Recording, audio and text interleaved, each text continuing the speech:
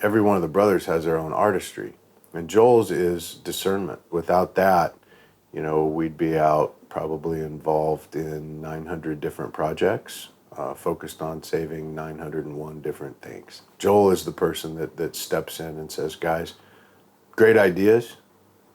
Let's dial it back here and let's figure out how we can put this into function. I'm gonna microwave my coffee. Don't judge me for being a redneck. I know why you guys came out. I'm pretty interesting. Really appreciate the way the employees respect me. They even got me this mug right here.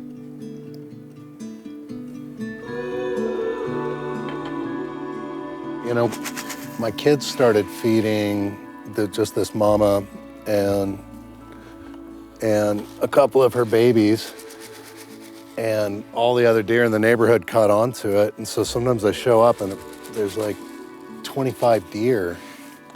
But as you can see, they're kind of accustomed. They come begging every morning.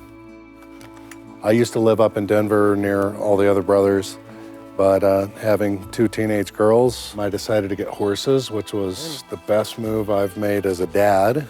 But on the other hand, I have horses and a country property to keep up, so. Oh, wow.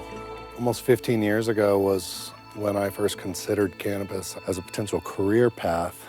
Colorado had really just legalized, and I started to read about it, and I called a couple of the brothers, and they said they'd start up a cannabis business with me. And so I moved my family back from Texas to Colorado, and we started in the Wild West of cannabis.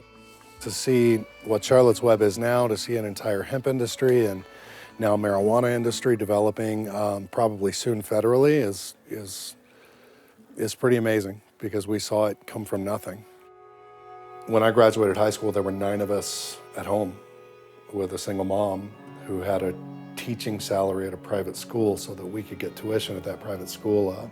Even though we were really poor, and yeah, we all pitched in, we threw papers together, and we did what we had to do to help.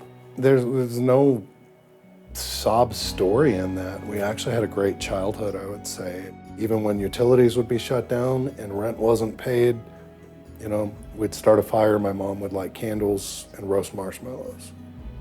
It was a blast. My mom had a way of making it so that we didn't care. It didn't matter. And that's what, Charlotte's Web's success is also something that has blessed my mom and given her the opportunity to not be stressed and not hand to mouth like we've lived this whole time. So thankful, so thankful. For all I may whine about having to move out to the country, I picked up fly fishing, and my time on the water alone in a beautiful place, enjoying Colorado, learning something new, became my processing time.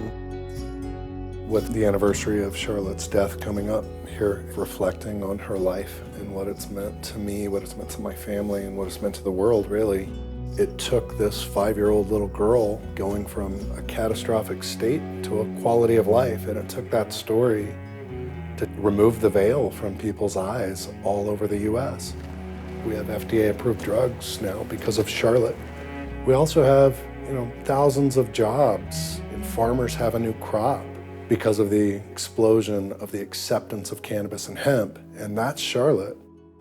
So the impact of Charlotte's story is it's so vast. It has so many webs and tentacles. That is Charlotte's Web. There's no way to really quantify it. We certainly as a family, and Charlotte's Web as a company, but the entire CBD industry owes Charlotte and the Figgy family a debt of gratitude, because they're the reason why we're here. I'm so thankful for that girl. She was amazing.